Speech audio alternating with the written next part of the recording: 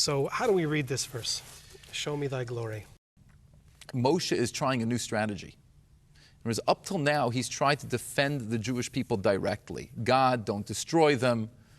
It'll be a desecration of your name if you destroy them. And now what he's trying something indirect. What he's seeking is a higher level of revelation.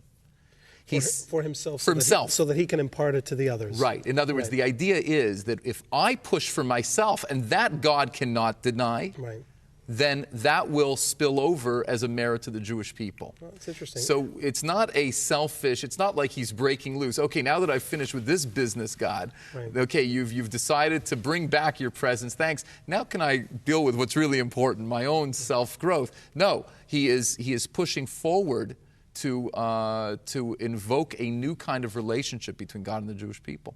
And then why does God refuse him that vision? Why does God says to him, the direct, simple answer is, if I show it to you, you will... For Rashi, he didn't refuse him. For Rashi... But the text says, no person can see me and live. Yes. That's the simplest answer. It's right in the text itself. It seems to me that according to Rashi, that's a parenthetical thought. You can't really know me at my essence, but you can know my 13 attributes.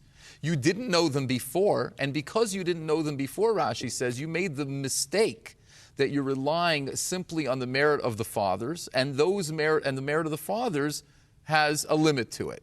So I want to show you that you can always invoke the 13 attributes of mercy. There is a relationship that you can always draw upon to bring my mercy. So he is revealing to him something new, something fresh, a higher level of understanding.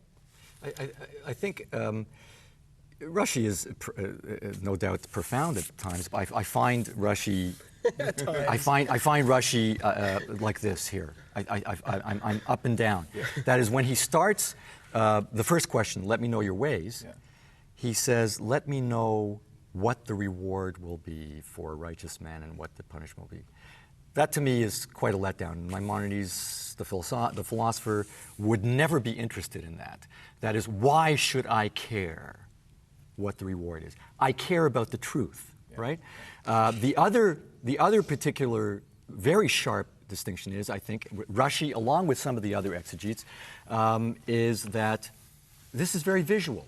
As I think there is a visual component, as that when he says, "Show me your glory," this is the time to show me the vision of your glory, of your presence. That is, Moses wants to see something. Yeah. He wants to actually a visual component. Yeah. The Rambam would, of course, recoil from that. Yeah. And then, then again, to sharply distinguish in terms of ideologies, in terms of what we envision Judaism to be, in terms of the request of the presence or the glory of God, Rashi doesn't say man can't achieve that, whatever that is, the essence of God, or to know him personally.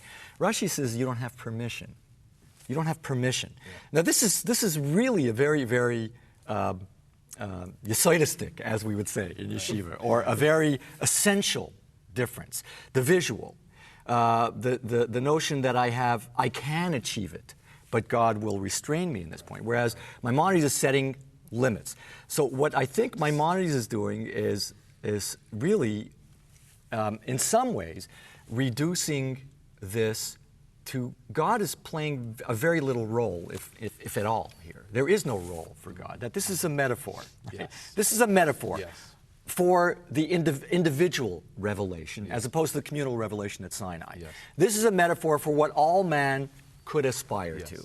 That is, here are the limits, right? And here is what you should aspire to. Right. By the way, the last part, the latter part, where he says, I'm going to put you benikrat atzur, into the crevice of the rock. Now, tzur for the Rambam becomes tzura, form. Nikrat, right, means, so it all becomes, I agree with what you're saying, that if you look, actually it's very interesting also, that this chapter shows up in many different chapters of the Guide of the Perplexed. And in order to actually see what the Rambam says, it's almost like a treasure hunt. You've got to piece together all the different chapters and bring it together.